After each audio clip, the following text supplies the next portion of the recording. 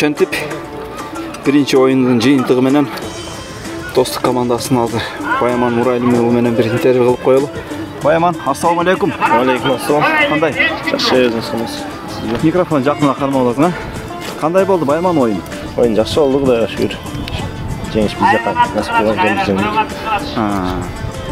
Ушул оюнда не сабак алып алдың? Аттың ушердин буйрса кийинки оюнда ушер катам оңдойм деген учурлар болдубу? Бир жерде атын бура турган жерде абатка чыгып кетип калдым ошо. Атың өзү бурулат деп ишендиңби же бурбай койдуңбу? Өзү бурулат деп ишенип калдым эле да. Булак менен алаксыз болдум. Жана бир-эки учурларда казан жаныбар туруп калдың го. Эмне? Бирөөнүн коргоочуларды күтүп калдың ба? Жок, ачылып калып аттым да. Бир заштын чогуу келип калып аттым. Өзү тайнегине кармап калып атышты да.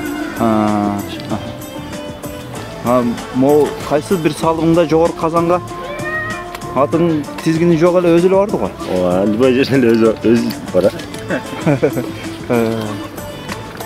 Баракелде.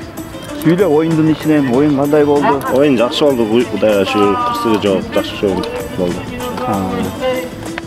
Атандаш командалар жөнүндө кандай дейсиң? Атандаштарыбыз деле күчтүү эле.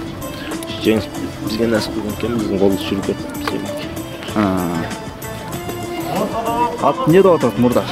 Мурдаш жакшы эле, табымда эле. Кийинки оюнга Кудай буйрса жакшы болуп калат. Дагы бастырыш керекпи же жакшы элеби? Кийинки оюнга жакшы болуп калат го дейм мен. Бүгүн тер алдык. Иштеттик. Баракелде. Кандай болду? Эки коргоочунун ортосунда жүрүп калсаң, кантип эмне кылыш керек экен?